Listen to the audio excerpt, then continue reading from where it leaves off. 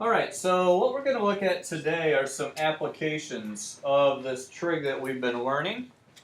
And we're going to look at some right triangle trig. You've done a little bit of that if you were here in geometry, but it's been a little while. But also there's some language that you need to be familiar with when it comes to solving problems with trig, okay? The first two terms that you need to be familiar with are right here. These are common angles that are referred to, not just in math, but if you're doing physics or other things as well.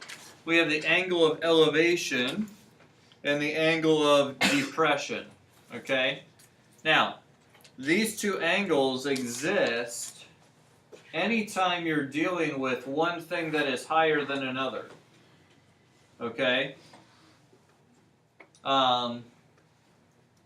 And it's really a matter of perspective. Notice here you have an object that you want to look at, and you have some person observing, or the person that's looking at that object. Alright, so for example, if I had the clock up on the wall, that's obviously higher than my head here. So I would be the observer, that would be the object. Okay?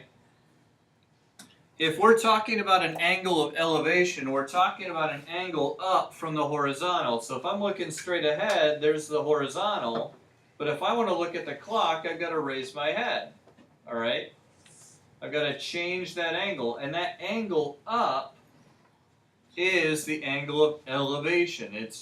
Elevate means raised up, okay? An elevator takes you up, all right? So we have this angle of elevation. We're starting at the horizontal, and it's measured going up from that horizontal. The angle of depression is kind of the opposite. Okay, if someone were up there looking at me, they'd have to bend their head down. Or if I wanted to look down at the corner where the wall meets the floor, I'd have to angle my head down. Okay, that's an angle of depression. All right? Now, it kind of makes sense if you think about it. If you're feeling a little depressed, you feel a little down, okay, or your head might go down if you're feeling a little depressed. So it's an angle down. All right, that's an easy way to remember it. Okay. Now let's look at a couple of quick examples of how this can be used. All right. We have first of all a situation like this when we're dealing with a ladder. Okay, I don't know how many of you have used ladders before, but I used to paint houses in the summer, so we would use ladders a lot. And one important thing is you don't want to make it too straight up, or else when you're up at the top, you could tip backwards. And that's not a good thing. But they've determined kind of the safest maximum angle. Okay, there's also a safest minimum angle so that it doesn't kick out on you.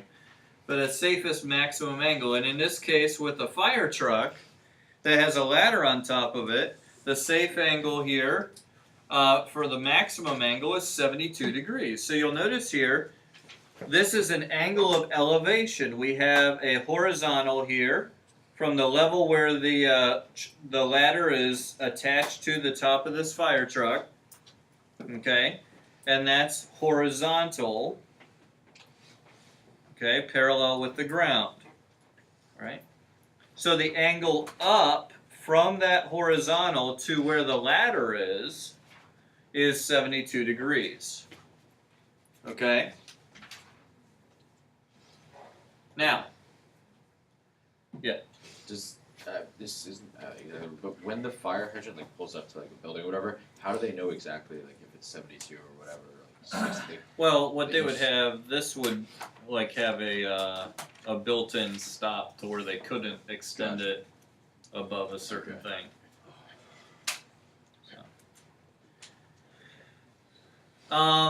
So we have this, and let's say that the ladder that we have can extend to a total of 110 feet, okay? When it's fully extended, it can go a maximum of 110 feet. Well, the idea here is there are two concepts we can consider here. One is, how far away from the building do we need to park? Alright? You know, they labeled that here as B. Okay, how far away from the building do we need to stay? Because obviously if we get too close, then we're not going to be able to reach it. Okay? If we're too far away, it'll be up there and there'll be a gap between the building and the ladder. And the other question is, probably the more significant one, is how high up this building can we actually reach? Okay? We may not be able to get to the people on the top few floors. So what floor should we tell them to try to get down to so that we can reach them? You know, if there's a fire or something.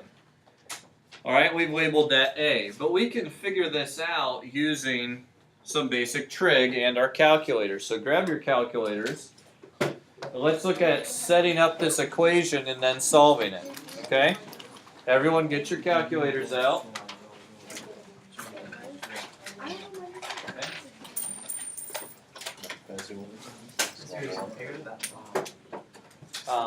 Yeah, real quick. Do you guys have a calculator yet? Okay. Do you know which one you need to get? Okay, we'll talk. Alright. Okay. Hunter, are you with us? Do you have your calculator? Alright. Alright. Okay, Caitlin just brought up a good point. We've been doing a lot of our graphing in radians, okay? Here, however, our angle was given in degrees, so you need to carefully check the mode on your calculator. Make sure that it's set to degrees. If it's the 84, you just have to, or the 83, you just have to click on mode and make sure that it's the degrees is highlighted, okay? The scientific calculators, if you got like a TI-30 or a 36, you can just hit the DRG button up at the top until it shows degrees at the top. Okay? The Nspire is a little bit more tricky. I can help you find that if you haven't found it already. Okay? But how would we set up an equation in order to solve for A? The lowercase here, the Sine of 72. Okay? sine. Yeah, this A right here. Yeah, we would use the sine. Of 72 equals A over 110. Very good. A over 110. By the way, we can see a certain convention here. Notice angle A was labeled down here, and side A is the side across from it. They'll use a capital A for the angle and a lowercase a for a side. And just like the right angle here is C, so the hypotenuse was C. Up here was angle B, so they made this side down here lowercase b. So that's just a convention we use a lot in trig. But good, yeah, this is our equation. All right. Where'd you get the 100? Oh, 110. Sorry, 110. Opposite over hypotenuse. Okay. So what do you get for A? 104.62. 104.62. 62. Okay. What is it rounded? 2 decimals? 2 decimals. Okay. If you're not told otherwise, just always do 2 decimals. If you go on to IBSL next year, IB does all 2 decimals. Okay. If you do AP though, they want you to do 3, but we'll do 2. So 104.62 feet up. So if it's like 12 feet per story, 108 feet would be the 9th story, so we need to tell everyone to get down to the 8th story so we can actually reach them. Okay? So that's how you could figure out how high we can safely reach.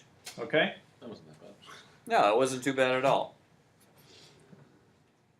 Now, another thing that we can do, though, that's a little more complex of a problem is a situation like this, where we want to figure out how tall something is, but it's on top of something else. Okay?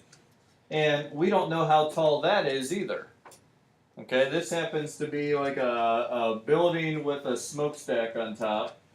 Okay? And we don't know how tall the building is, and we don't know how tall the smokestack is either. But this is what we're trying to find: is how tall is this smokestack here? Okay, and you'll notice they've labeled that S. All right. We've also labeled the height of this building as A. All right. And the only thing we can really measure here is how far away from the building we are. We're 200 feet away from the building. And then we're sitting there, we can actually measure the angles. Okay, if you're a surveyor or if you do anything like that, there are tools that you can use to measure an angle of elevation. So you can see here, if I'm standing here and I look up just at the top of the building, my angle of elevation is 35 degrees. Okay? However, if I'm standing in the same spot and I look all the way up at the top of the smokestack, the angle of elevation is 53 degrees. Okay? And believe it or not, this is enough information for us to then tell how tall this smokestack is.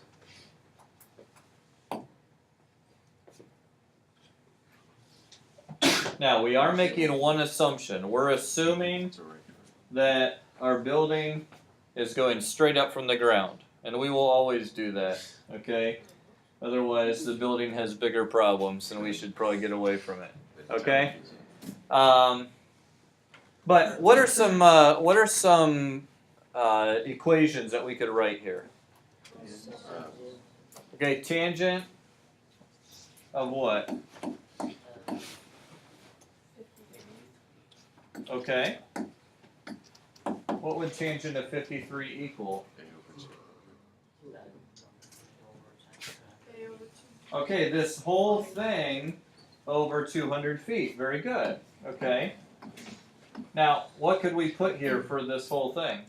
Yeah, A plus S. There we go. A plus S.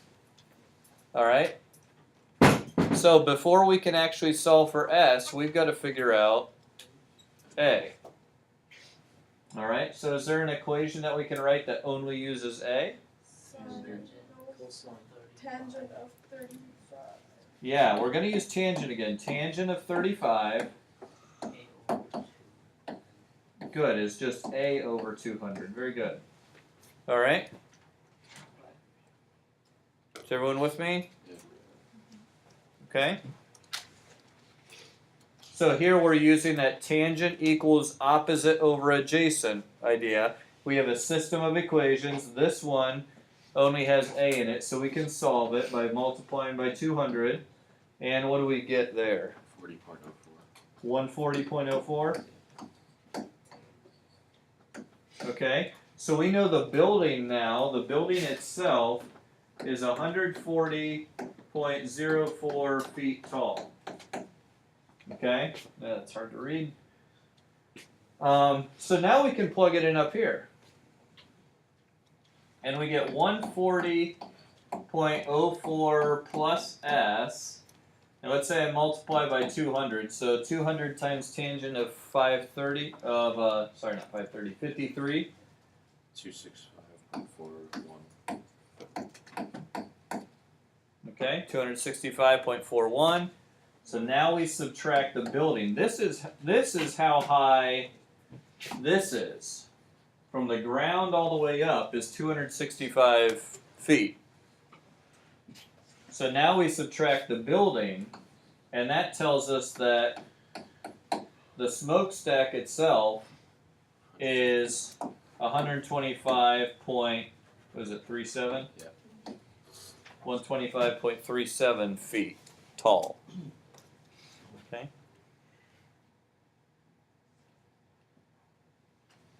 All right. But can we also measure the, like, look for the cosine of 35 and then look at the, how do you say it? The Line in the hypotenuse? middle that goes up, and then, yeah, this one, and then look at the, what is that? Like this angle right here? Yeah. Okay, that angle right there would be 18 degrees. Yeah. It's possible if you figured out the No, that's hypotenuse. what I'm saying. Like, can we go cosine of 35 first, and then we do 200 over that line, and then we go to the what is that, tangent of 18? Well, the only problem with that is that if you try to use tangent of 18 as like s over this, this is not a right angle.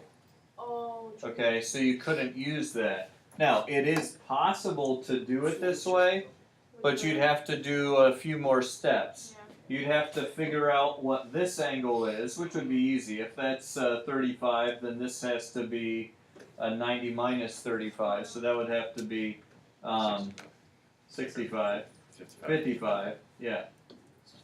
Which means then this angle in here is 180 minus 55, so that'd be 125.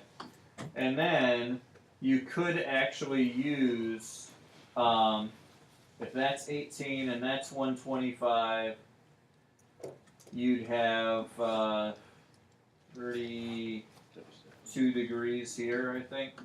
Did I subtract right? No, 37 degrees here. And you could use what's called the law of sines, but we haven't gotten there yet. So, it is possible, but Yeah. a little more complicated. Alright, so does that make sense? A lot of these, it's just a matter of, thinking through, how could I get some right triangles out of here? And, use that right triangle trig to figure out what I need. Okay? Now, there's another application of this, and that is what's called simple harmonic motion. Any of you in physics? You're in physics? Okay, have you guys talked about harmonic motion a little bit? A little bit? Okay. Here's the thing. Harmonic motion sounds hard, but it's actually really, really easy. Simple. What we're talking about when we're talking about simple harmonic motion is when we have something that is simply bouncing back and forth like this. In other words, it can be modeled by a sine curve. Okay?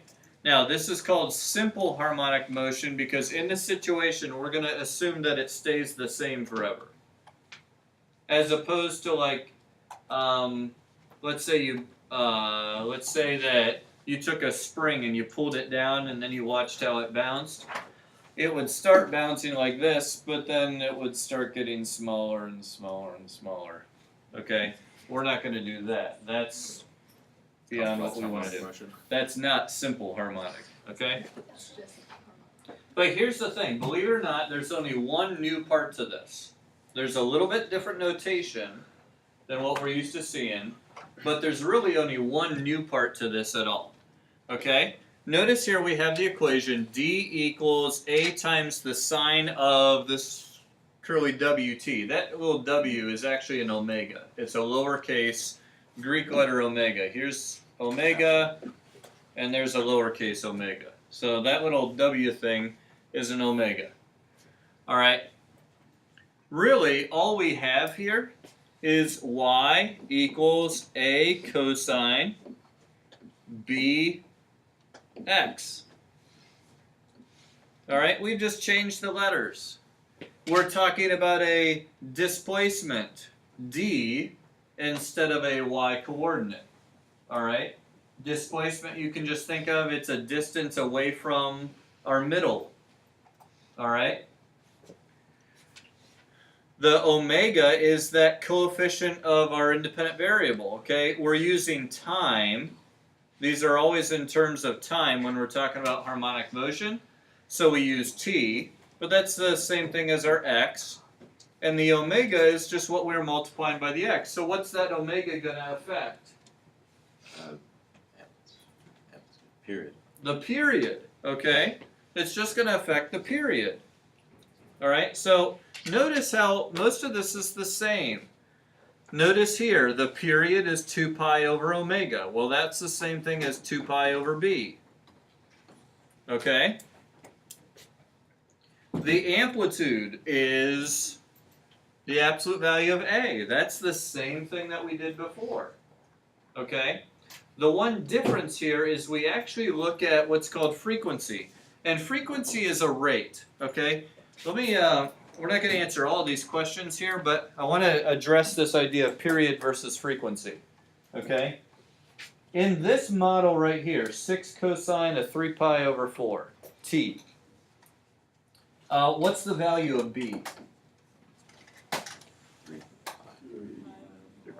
3 pi over 4. Okay? So our period is, which, by the way, that was omega. Same thing as b.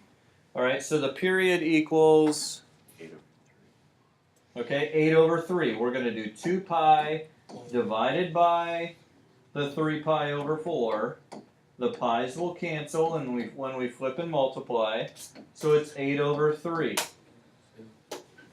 That means, let's say our time was in seconds.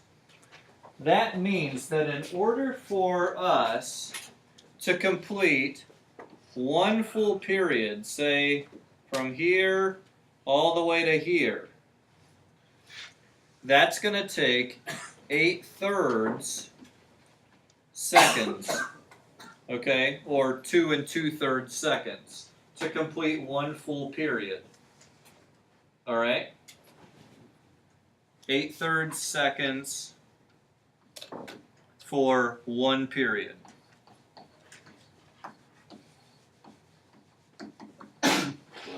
Frequency is like a rate.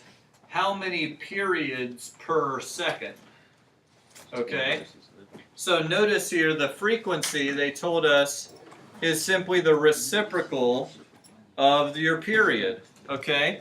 So this tells us that our frequency, if it's taking 8/3 seconds to complete a full period, that means we are completing 3/8 of a period every second. Okay? So, it's kind of like saying, you know, it took us 3 hours to drive our trip. So how much of the trip did we get in 1 hour? Well, we did 1/3 of it. Okay? Kind of same idea here. Alright? Alright. Have a good day, guys. We'll see ya. Try some of the practice I posted for you. Okay? Have a great day.